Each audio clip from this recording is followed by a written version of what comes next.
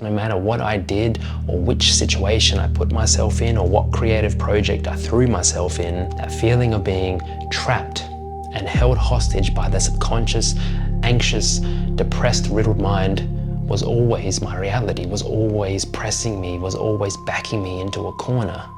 Like it is, I'm sure, with a lot of you watching this right now. Now, this video in particular is a rather sensitive one.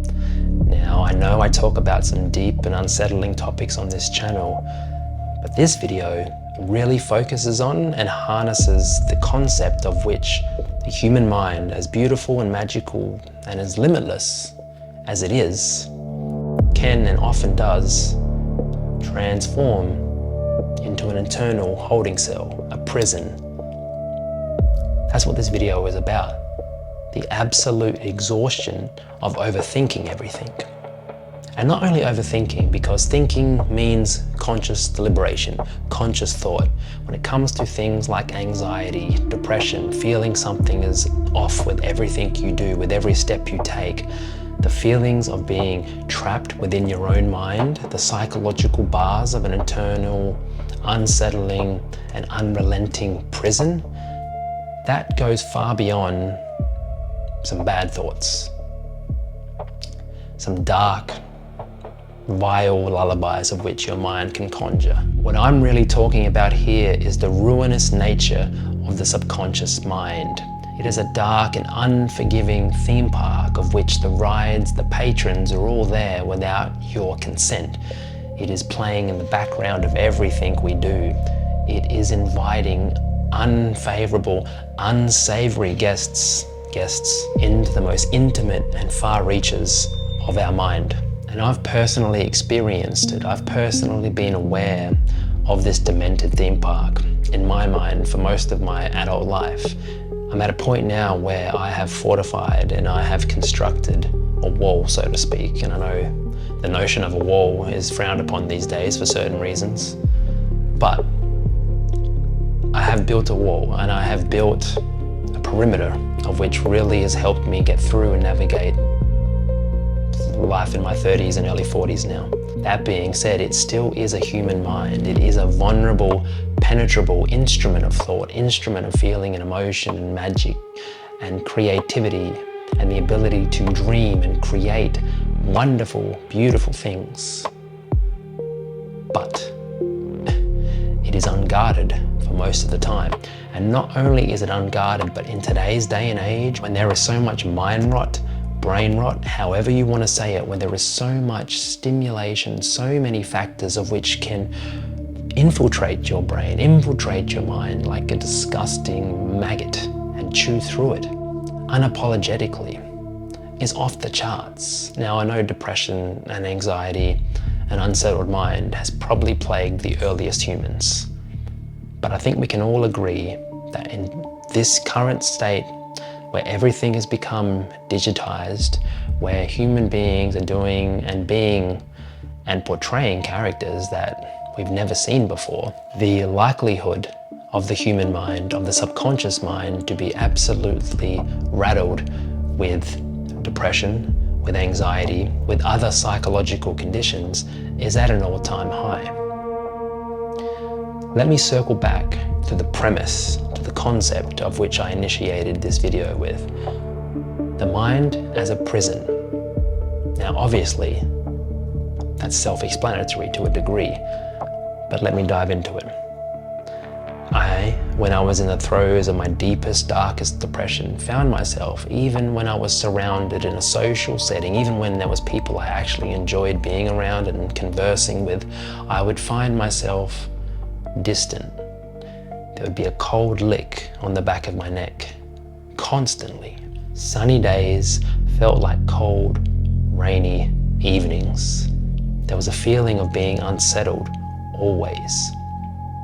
And that's because I heard the rattle of those prison bars, the rattling of the internal cage, because no matter what I did or which situation I put myself in or what creative project I threw myself in, that feeling of being trapped and held hostage by the subconscious, anxious, depressed, riddled mind was always my reality, was always pressing me, was always backing me into a corner.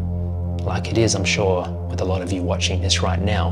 And that was plaguing me for years, nearly 10 years. Depression was front and center of everything I did. And then, quite infamously, anxiety showed up to the party. Nervousness, a timidness that was not appealing, especially to myself. When I would look at myself in the mirror, I would see myself, I would see my broken, teary eyes and think to myself, you are weak. You're supposed to be a man. You're supposed to have a backbone. You're supposed to overcome these things. It was a harsh self-talk, but I was also right. Ironically enough, I was battling all of those things, those aforementioned things, but I did stand up. I was that man. I was that person of strength. I became a pillar, even in my darkest and internally weakest days. I had some strange ability to compartmentalize my depression and anxiety from the pools of responsibility and obligation and being, well, I was required to be the rock of the family. But I was still in a prison. I was still trapped. I could never be in the moment, not fully. I was always somewhere else, always somewhere inwards. I was always somewhere where the unsettling what ifs and the anxious philosophies and the terrible outcomes and the dark lullabies of which my mind would come up with out of nowhere. Disgusting, morbid levels of violence internally, not towards other people, but towards myself. How would I go about it if I were to? I would consider tragedies and then amplify them. And I wasn't doing this deliberately. It was an unconscious swelling. And that's because I was residing, I was rotting away in my internal prison. And it became exhausting, hence the name of this video. Overthinking, over-deliberating, pondering the terrible what-ifs, it killed me. Physically, mentally, in every which way. My internal holding pattern, my internal prison of depression and anxiety was wearing me down to the nub. I overcame it slowly. I nearly didn't make it a few times, and I'm not saying there was an attempt. It never came to that, thankfully, but I just understood the complexities and the ease of which the human mind can become decrepit and poisoned and instantly erect those rusty psychological bars of which becomes your whole fucking world. The internal prison, the mind cage. I found myself, however, functioning and quite well, quite at a high level externally, while internally I was collapsing.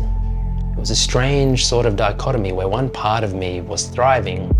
I was in the gym, I was using the gym as an outlet, I was playing basketball 4 times a week, I was running a business quite successfully. I was making some money, I was being there for my family, things were stabilizing on the outside, but internally the foundation was a crumbling mess built on sand. It was a strange feeling. I was, to everyone who knew me, this strong, almost leader, the way I was conducting myself. But in the shadows, in the far reaches of my mind, I was not that person. And I'm sure that's relatable to you, to people you know. It is a cruel, cruel sentence to be incarcerated within, to be internally locked up for years, decades at a time, to want to live, to want to be present for yourself and for other people, but to be unable to free yourself from the rattling mess of anxiety and depression that no one else can see. Well, at least for me, I didn't want to show it. I did everything I could, perhaps to my detriment, to preserve the secrecy of my mind cage. That perhaps, in hindsight, was a mistake. Maybe if I spoke about it earlier, sought some sort of professional guidance, I could have overcome it sooner. Or not. Depression and anxiety are quite the duo, and they have been wreaking havoc on the human mind for generations. I'm actually writing a book about it, one of the 3 books that I have on the go at this moment, where essentially it focuses on the worlds within. It's a creative take on certain triggers, triggering your depression and anxiety, and instead of dealing with them in the real world, your mind creates these harrowing scenarios and fictional places of which you can never escape. I started this book 15 years ago when I was in my deepest, darkest hole, and I'm still perfecting it, I'm still clarifying everything to this day. And I think that in itself is a metaphor of how life eventuates. Even though that you can pull yourself out of the pit, out of the cage for years at a time, I think the possibility and the likelihood of a relapse, of a psychological falling off, is always there. Again, the human mind, for as powerful and as beautifully constructed as it is a vulnerable, unprotected reservoir of who it is you are. It doesn't take much for that mind cage, for that feeling of distance, for that feeling of not being in the present again, to erect itself seemingly out of nowhere. And I think that really has hit home for me recently when I've been looking back on the journey. I've been really analyzing and dissecting not only the journey of my physical self, where I'm going, where I've been, but the journey internally, the growth that I've really been pushing to cultivate, the psychological fortifying that I've been managing all my life. I've been really focusing on that, looking back at it, really trying to, I suppose, pinpoint pivotal moments in which has helped me rise above it, escape, an early exit, if you catch my drift. And I think that really has hit home with the following sentence, that the most scariest prisons, without trying to be dramatic or minimize the actual reality of real prisons, but I think when we are in our darkest moments, I think it's safe to say that the scariest prisons are not physical. It's the one in here. At least it was for me. Again, I'm not saying that being in actual prison is a ride that is easier, because I'm sure terrible things happen there too. But I think just trying to survive as a human, trying to do good, trying to be there for the people you love, while being constantly on notice that your mind can be infiltrated like that, creates a lot of free-floating anxiety, which is the ironical thing, because anxiety often comes with depression. But the notion of being anxious about an impending depression, or being anxious about what if this happens and what if that happens, essentially creates the condition. It's a vicious cycle that I've realized that I was stuck in for many years. And I was banging on that cage, I was banging on those steel bars in my mind for many years, while trying to push it away, while trying to pretend it wasn't my reality. That's why I'm speaking about it now on video, because I'm sure it is reality for a lot of people. Now, I'm not saying that I am some hero who has completely vanquished the phantom of depression for good, because like I've referenced and mentioned in this video, even the threat and the possibility is always there. The human mind is just, by definition, vulnerable and susceptible to darkness. But like I always say, it's not my intention to invite that darkness front of mind for no apparent reason. I like to talk about these things, I like to reference these conditions, I like to speculate on the way we can overcome them as a population, as people who can get together, even in the YouTube comment section, even under this very video, and we can share our experiences, because we all have the universal equalizer hanging above us. We are going to die, but even if I peel it back a few layers, before we die, we all are in possession of the same thought instrument. Obviously, we all have individual personalities and idiosyncrasies and levels of creativity. I'm not saying we are all the same the way we think and operate, but when it comes to the tools and what's actually under the hood, we are all in possession of the same vulnerable instrument. There's no getting around that. So I think by doing these videos, by having this YouTube channel, I am really trying to bridge the gap of being an individual, being a lost, wandering creature in this world, this harsh, unforgiving world. I think I'm trying to create a community. Not a community by definition where there's a Facebook group or we go bowling on the weekends, but more of a worldwide community where we can talk about these issues, these very sensitive issues, in a way that perhaps can encourage other people to overcome what it is they're going through. Shared related stories, shared feelings, shared fears, anxieties and doubt. I think it all really can help us collectively, because like I mentioned in another video, we aren't really living like a population anymore, like a collective cohesive species. We are all individuals, which is good when it comes to being creative or putting your own spin and touch on things. But what I'm referencing here is that when times get tough, when the human mind flares, when the mind cage wrecks itself, you absolutely feel alone. And it's very hard to let people in. It's very hard to find someone who can relate to what it is you're experiencing, even though there are millions of people literally experiencing the same thing.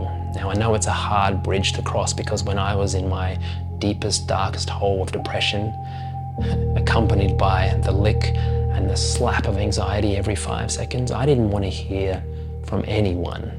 I buried myself in my room, in my workplace, but I was distant.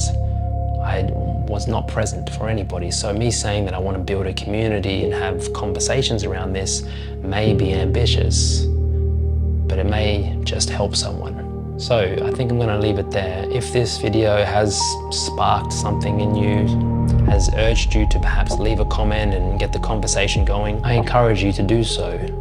I would also appreciate if you subscribe, because these are the types of things that I often talk about. I really want to bring people together, not in a kumbaya spiritual type of way, but in a way that people understand, without the bullshit, without the forced energy, without me really trying to manipulate your emotions. This is me raw, vulnerable, and ready to listen to what you have to say. I really am one of those creators or YouTubers who wants to facilitate real conversation, not for the algorithm, not to get more likes or views. I don't really give a shit. I just want to hear from fellow humans about these very heavy, real human themes. So thank you for watching. Appreciate your attention and time, and I'll see you in the next video.